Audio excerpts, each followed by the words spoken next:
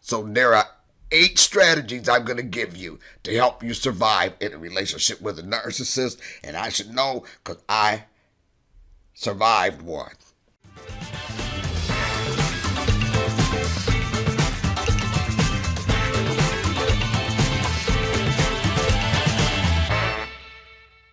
First of all, you have to understand the narcissist.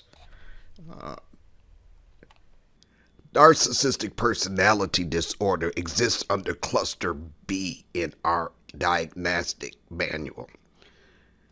It includes an over-exaggerated perception of one's importance, a belief that they're more important than others, fantasies about power, success, attractiveness, and insensitivity to the needs and feelings of others, exaggeration of achievements or talents, expectation of constant praise and admiration, arrogance, envy, and taking advantage of others.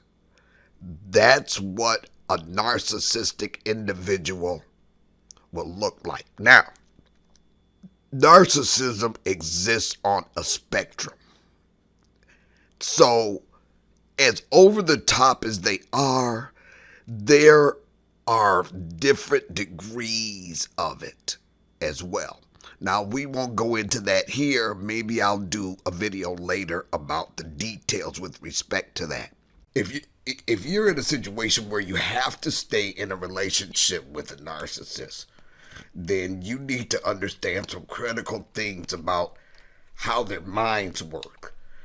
So underneath the veneer of grandiosity, like I'm all that, nobody is better than I am, is a bunch of unresolved shame. I know it makes no sense.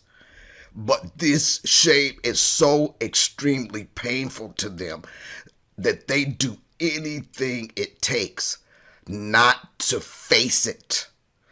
And that includes belittling others in the process of remaining above it all to some extent.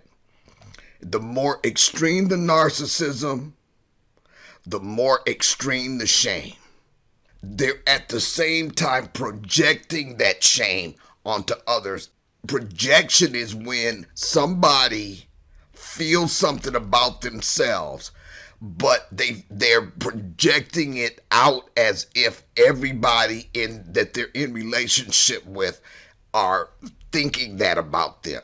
So it's not real at all. It colors their world to the point where they're projecting that onto other people as if you should be ashamed of yourself. And that way, as long as I can see you as shameful, then I don't have to feel like I'm shameful. Now, I understand that there's nothing realistic about that, but you need to understand this if you're in relationship with a narcissist. Narcissism can result from child abuse, neglect, bullying, emotional trauma, and an early developmental phase. So that instills deep feelings of not being good enough. They have fragile egos and perceive any kind of slight or disagreement as a personal threat to their self-worth. Whether it's real or perceived, to them, it's a personal threat. It's a sense of entitlement where they feel like that they have to mistreat you in order to feel superior. The most important thing to understand about a narcissist, though, is that change is a dirty word. They aren't going to change. They see no reason to change. There's nothing wrong with them.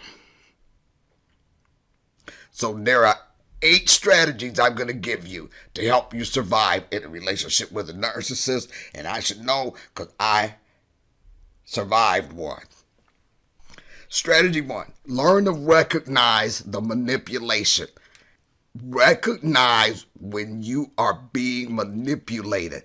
And each narcissist has their own brand of this manipulation. And this manipulation can change depending on the person with whom they're in relationship. They're skilled at this.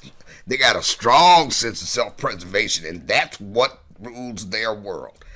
The behaviors may or may not be intentional, but whether they're intentional or not, we already talked about whether you intended to or not.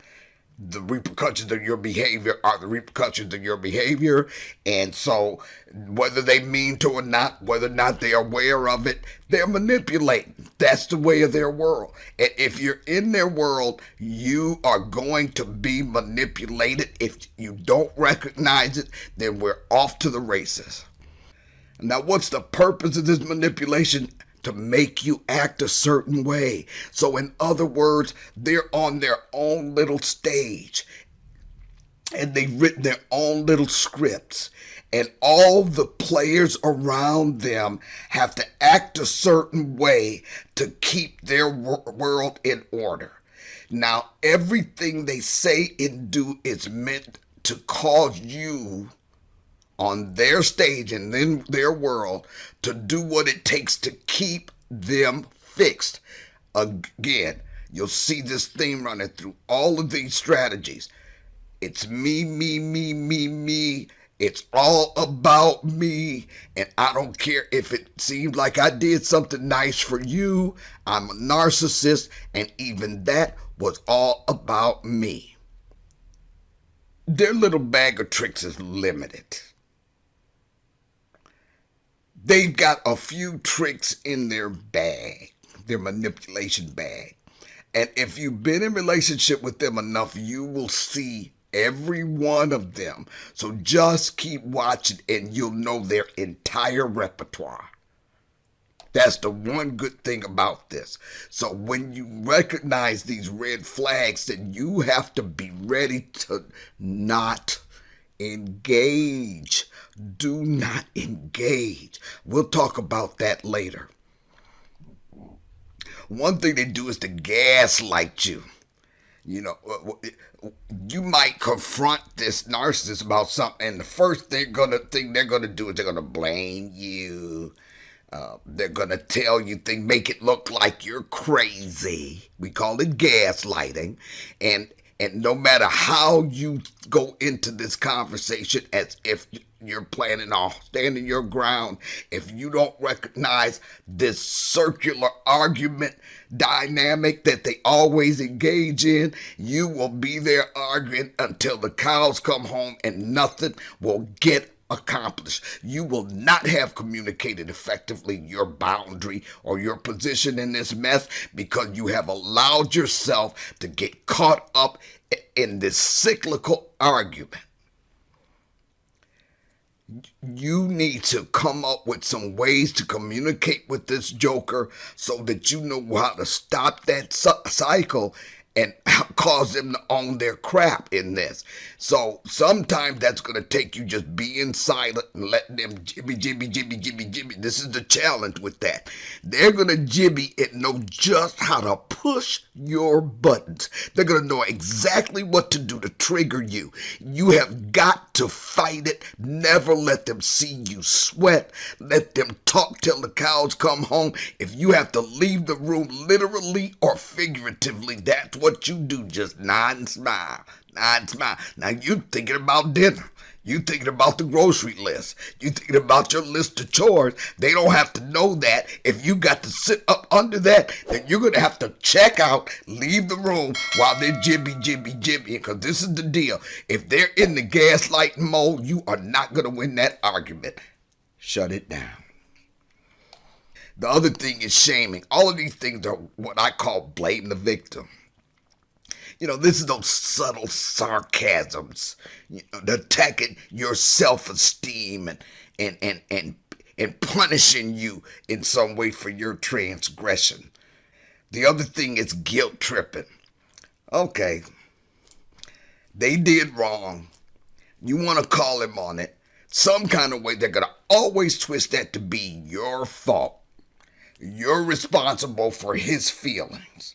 Okay, you're responsible for her feelings. If they know that your trigger is abandonment or rejection, then they will use that against you. Whatever it is that they know about you, they're gonna use it against you. So say you're in this relationship and you feel it, you're in the idyllic phase of it, and they say that they're caring and everything. They put that on, like all of that. They're caring and everything. And then you find out later that it's a monster underneath, okay? Anything that you shared with them intimately about your emotions or yourself, count on it flying back at you at the speed of a tennis ball across the net, because they will use that every time to shame you. Just be ready for that. Love bombing. Oh my goodness, I've been here too. At some point, it's a love-hate, hot, cold. There is no in between with these guys.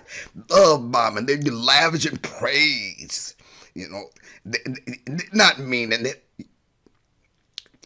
but it suits them at the time. So that they're withholding the cruelty that's really lurking behind the curtain here, and love bombing. Hot and cold.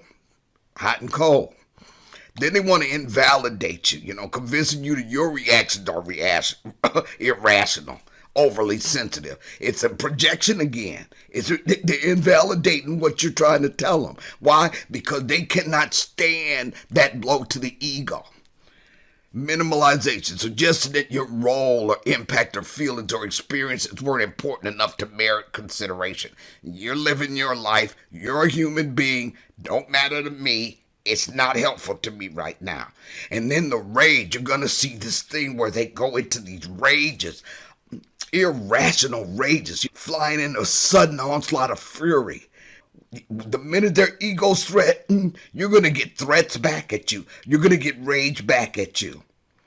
Then they're going to try to coerce you, demonstrations of rage and aggression and force or threats to get you to comply with them. And then future faking. I call this moving the goalpost. They assure you of future positive experiences together, and they have no intention of fulfilling any of them. They're just doing this at certain times to maintain your loyalty. If they feel you slipping out of their hands, future faking.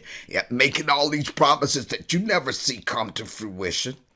The only way that you can fight these things off is you're going to have to pay attention to how this particular narcissist manipulates you.